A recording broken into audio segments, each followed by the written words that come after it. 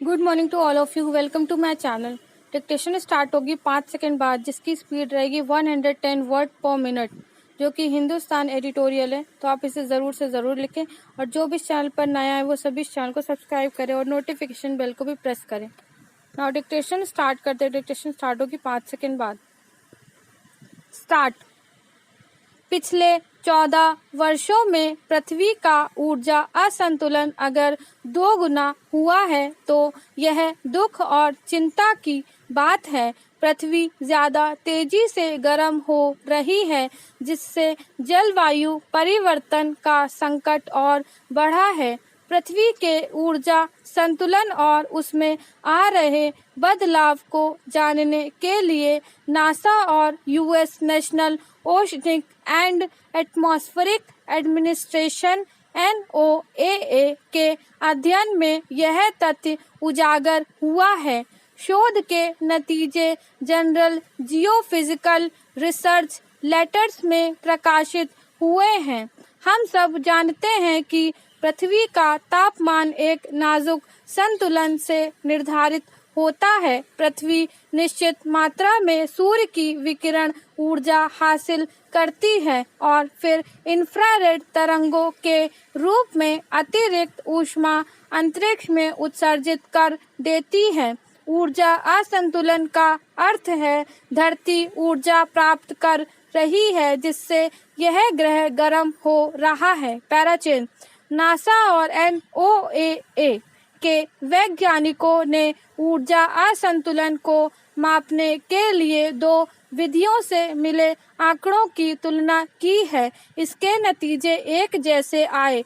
ये परिणाम सटीक अनुमान लगाने में सक्षम बनाते हैं कि बढ़ता ऊर्जा असंतुलन एक वास्तविक घटना है, कल्पना नहीं। ऊर्जा असंतुलन से लगभग 90% अतिरिक्त ऊर्जा समुद्र को गर्म कर रही है। इसलिए आने और जाने वाली विकिरण के समग्र रुझान यही निर्धारित करते हैं कि बदलावों के चलते समुद्र गर्म हो रहा है। शोध के प्रमुख लेखक और नासा से जुड़े नॉर्मन लोएब कहते हैं कि यह रुझान एक मायने में काफी चेतावनी भरा है। इंसानी गतिविधियों के चलते ग्रीन हाउस गैसों के उत्सर्जन में वृद्धि, जैसे कार्बन डाइऑक्साइड और मीथेन के कारण तापमान गर्म हुआ है।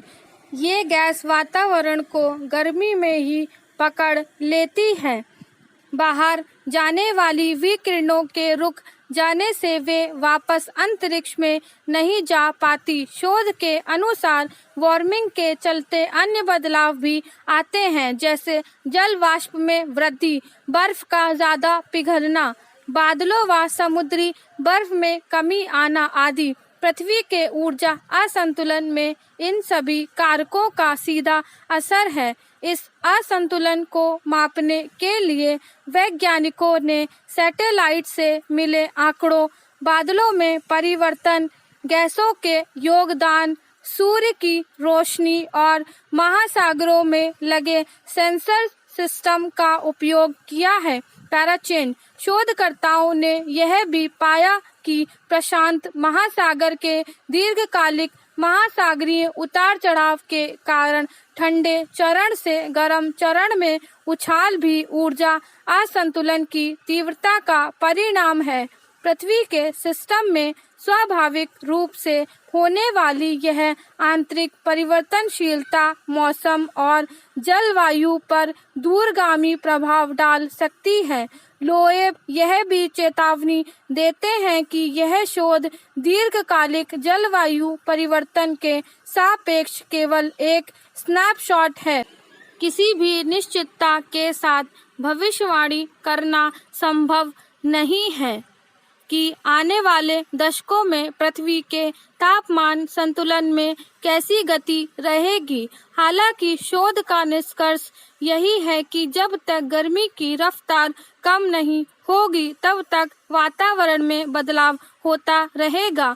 वॉशिंगटन के सिएटल में national oceanic and atmospheric administration के पैसिफिक मरीन एनवायरमेंटल लेबोरेटरी से जुड़े व शोध के सह लेखक ग्रेगरी जॉनसन कहते हैं, पृथ्वी पर जलवायु परिवर्तन को समझने के लिए इस ऊर्जा असंतुलन के परिणामों का अवलोकन महत्वपूर्ण है।